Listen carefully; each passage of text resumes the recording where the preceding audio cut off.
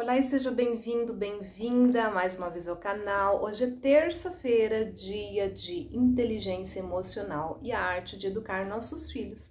E hoje nós vamos ver 5 situações onde não é aconselhável trabalhar a inteligência emocional do seu filho. Olha que interessante, você sabia disso? Existem momentos em que não é adequado trabalhar a inteligência emocional. Nós vamos descobrir até o final desse vídeo quais são essas 5 situações. Então fica comigo até o final do vídeo, já se inscreve no canal se você não for inscrito, deixa o seu joinha se você gostar e ativa o sininho da notificação para você não perder os próximos vídeos. Toda semana a gente tem vídeo novo aqui no canal, tá bom? Então vamos lá, quando que não é legal você fazer esse trabalho de preparação emocional?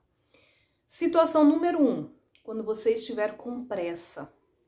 Se você tá com pressa, às vezes não é legal fazer esse trabalho. Tem uma situação aqui que uma empresária conta que ela levou a filhinha para a creche e deixou a filha da creche normalmente, como ela sempre fazia. Ela tinha uma reunião importante com o cliente e ela estava atrasada, estava em cima da hora.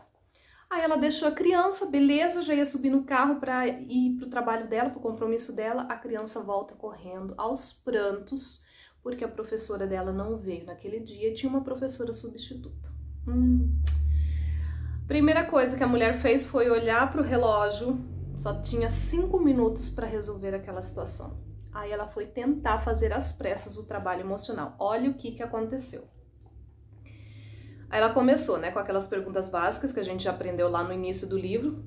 Você está aflita? Me diga o que está vendo. Está aborrecida? Olha só, já fez as perguntas tudo junto, né? Está aborrecida porque sua professora preferida não veio? Sei como você está se sentindo. Está triste porque vai começar o dia sem ela. Eu vou ter que ir embora daqui a pouco. O que a gente pode fazer para se sentir melhor? Ai, minha nossa, né?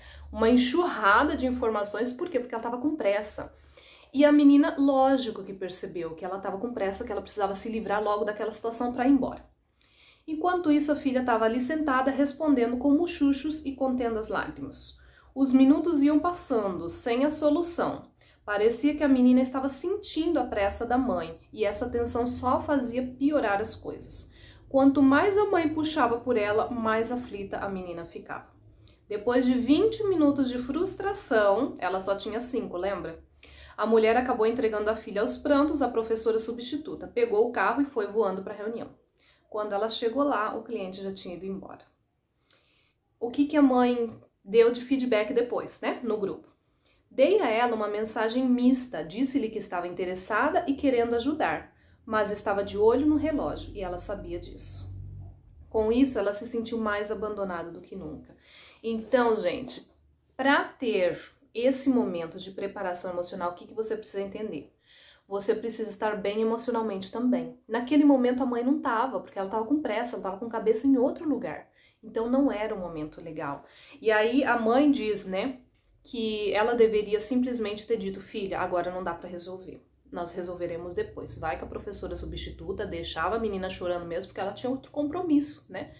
Infelizmente, no mundo ideal, sempre teríamos tempo para sentar e conversar com nossos filhos quando as emoções aflorassem. Mas a maioria dos pais não tem essa opção. É importante, portanto, reservar um horário de preferência sempre o mesmo para conversar com seu filho sem pressa e sem interrupções. Então, lógico que o ideal seria que a todo momento você tivesse tempo e tivesse emocionalmente também, né, capacitado para resolver essas questões. Mas como isso não é possível no nosso mundo real, a maioria dos pais tem horários para cumprir, né, tem compromisso, inclusive a mãe normalmente trabalha fora também. Então fica meio difícil. Mas você tem que reservar um tempo do seu dia para você conversar com o seu filho sem interrupções e sem estar pensando em outra coisa. Não é aquela coisa de bater ponto, sabe? De você, fiz para cumprir tabela. Não é isso. É você realmente se envolver, é você realmente se interessar. É você largar o celular, largar a televisão, largar os problemas para lá e estar no momento presente com o seu filho para saber como foi o dia dele, para conseguir captar quais são as mensagens dele, que muitas vezes seu filho, ele vai te falar uma coisa, mas o corpo dele está dizendo outra. O rostinho dele tá dizendo outro. Então, para você conseguir captar isso daí, você tem que estar olhando para a pessoa, você tem que estar conectado com a pessoa. Se você tá perguntando para ele, e aí, como que foi seu dia? Você tá dirigindo o carro. Aí ele tá lá com a carinha triste, fala, foi bom, mãe. Você ouviu, foi bom, só que você não viu a carinha dele, né? Ah, então tá tudo bem, vambora. Vida que segue, né? Então, não é assim que funciona. Situação número 2, que não é legal trabalhar a inteligência emocional. Quando houver plateia. Presta atenção que eu falei. Quando houver plateia, não é legal trabalhar a questão da emoção, tá? É difícil ganhar a intimidade e a confiança do seu filho se vocês não têm um tempo só para vocês. Por isso, recomendo que o treinamento da emoção seja feito em particular e não diante dos demais membros da família, inclusive da família, né? De amigos ou de estranhos. Assim você evita constranger o seu filho e você também, né? Ficar constrangido dependendo da situação. E ambos têm mais liberdade para ser sinceros sem se preocupar com o que os outros vão achar daquela cena. Você tá entendendo? Se seu filho deu, sei lá, um ataque de birra, sua criança é pequena, ou seja lá qual idade for, tá descontrolado, tá tendo um ataque, um surto, e você tá no meio do supermercado, ou no meio de um shopping, ou até mesmo no meio da rua, ou no meio de uma reunião de família, onde tem parentes e tudo mais, o que você faz? Primeira coisa, tira a criança de cena. Pega ela, se for necessário pegar com firmeza, não tô dizendo com violência, mas uma criança que está se jogando no chão, né, tá se retorcendo lá, chorando, berrando, vá lá com firmeza, pega ela no colo, segure e leve ela para um local onde não tenha ninguém. Pode ser um banheiro, pode ser um quarto, se estiver disponível. E aí fique lá com a criança para tentar resolver o problema, tá? Não vai também largar a criança e fechar a porta, que daí a criança vai se sentir abandonada. Mas tire de cena a plateia, porque a plateia tem muita força, gente. Muitas vezes estão te olhando, a maioria das vezes, né, com aquela cara de você não vai fazer nada, e se você fizer alguma coisa, nossa, mas você não devia ter feito isso. Se você bateu, né? Ah, porque não devia ter batido. Se você não bateu, nossa, mas é muito banana. Então sempre tem esses julgamentos. Para evitar todo esse tipo de coisa, de constrangimento diante das pessoas, para você e para o seu filho, tira de cena, sai de cena, tá? Normalmente, quando você tira de cena, a criança também dá uma acalmada, porque fazer esse tipo de agito sem plateia não tem muita graça, né? Então, só aí você já vai resolver metade do problema e depois você vai ter mais calma para você conseguir resolver o restante. Então, situação 2, quando houver plateia, não é legal trabalhar a questão emocional. Situação 3, quando você estiver excessivamente irritado ou cansado para ser um preparador eficiente. Para ser um preparador emocional, você precisa de boa dose de criatividade e energia. O excesso de irritação ou cansaço pode prejudicar o seu raciocínio e sua capacidade de comunicação. Você pode descobrir que simplesmente não consegue arranjar paciência nem disposição para demonstrar sua empatia, nem escutar seu filho como deve. E às vezes você está simplesmente cansado demais para lidar de maneira produtiva com as emoções do seu filho. Ele recomenda aqui, né? Vai tirar um cochilo, vai tomar um banho, né? Vai ao cinema, vai fazer uma caminhada, acalma as suas emoções primeiro para depois você conseguir ajudar o seu filho. Não adianta nada você ter ótimas intenções, só que você não está emocionalmente bem naquele momento. Então você tem que entender isso também, você não é de ferro, você não é uma máquina que liga e desliga. Opa, agora é a situação de trabalhar a emoção. Vamos lá, tá tudo certo. Às vezes você está com um problema, você está com a cabeça em outro lugar. Não tem condição de o tempo todo você ter a situação perfeita, né? Então entenda isso, você também precisa de tempo. Para ter empatia pelo outro, primeiro você precisa ter empatia por você mesmo, ok? Se você não tá bem emocionalmente, você não vai conseguir ajudar o outro.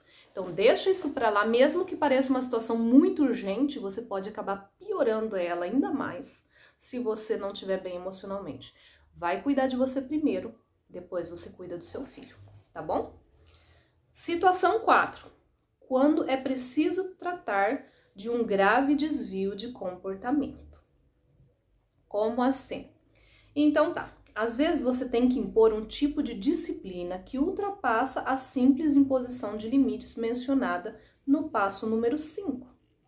Quando o seu filho se comporta de uma maneira que o irrita e fere seu código moral, você precisa manifestar a sua desaprovação. Embora você possa até entender as emoções subjacentes à conduta de seu filho, não é hora de demonstrar empatia. E aí ele cita uma situação em que eles estavam com um hóspede em casa e a filhinha pequena deles estava se sentindo, ele já presumiu isso depois, né, do ocorrido, do fato ocorrido, que ela devia estar incomodada com aquilo, que os pais estavam dando atenção só para o hóspede, não dava atenção para ela. O que ela fez? Pegou uma caneta vermelha e fez um rabisco enorme no sofá novinho deles. Na hora que ele chegou, automaticamente ele ficou irritado na hora que ele viu aquilo. Só que aí ele já raciocinou, opa, ela tá assim por quê? Por que ela fez isso? Uma criança que pega uma caneta vermelha, olha a cor, e rabisca num negócio à vista, o que ela tá tentando dizer, gente? É isso que a gente precisa entender. O que ela tá tentando dizer? Eu quero atenção. É um holofote que ela colocou lá, né? Preciso que olhem para mim, eu tenho uma necessidade que precisa ser satisfeita. Só que naquele momento, o que aconteceu? Ele chegou e ela estava com a caneta na mão e ele falou assim, você fez isso? E ela disse, não. Aí ele falou, aí eu tinha um duplo problema, né? Tinha 2 problemas, vandalismo e mentira. E aí foi a mentira que pegou, né? Porque ele falou, opa, peraí, eu poderia até ter empatia, conversar com ela na questão do vandalismo, na questão da mentira, não dá, né? Então, o que aconteceu? Ele já tinha percebido que nas últimas 24 horas a filhinha dele estava infeliz mesmo, né? E a intuição dele dizia que era ciúmes porque eles não estavam dando atenção para ela. Ele sabia que podia reagir com empatia, dizendo alguma coisa do tipo, Moriá, nome da filha dele, você rabiscou o sofá porque está zangada? Depois eu poderia acrescentar, compreendo que você esteja zangada, mas não é certo rabiscar o sofá. Ok, mas isso deixaria de fora a questão mais importante, que era a moral, a questão da mentira. Então ele resolveu deixar de lado essa questão da empatia e tudo mais, e vamos resolver a questão da mentira. E aí, o que ele fez? Naquela hora, eu falaria da importância de se dizer a verdade. Ele teve que escolher o que ele ia ensinar naquele momento. Disse-lhe que estava furioso e zangado por causa dos rabiscos no sofá, mas que estava mais zangado ainda porque ela tinha mentido. Entendeu? Mais tarde, os dois limparam o sofá, ou seja, ele depois trabalhou a questão de encontrar uma solução, né, para aquilo que ela tinha feito. Os dois limparam o sofá, deixaram tudo limpinho, mas ele deixou muito claro que o que deixou mais ele zangado não foi a questão dela sujar o sofá, e sim dela ter mentido. Então, você precisa ver o que é mais importante trabalhar naquele momento, tá? Então, nessa situação também não é legal você trabalhar a questão emocional. E número 5, quando a criança faz cenas para manipular os pais. Nessa situação, nem vai adiantar você tentar trabalhar a emoção da criança, porque, na verdade, ela está fazendo uma cena para conseguir o que ela quer. E daí ele cita a situação de uma criança em que os pais iam sair para comemorar o aniversário de casamento e a criança ia ficar com uma babysitter.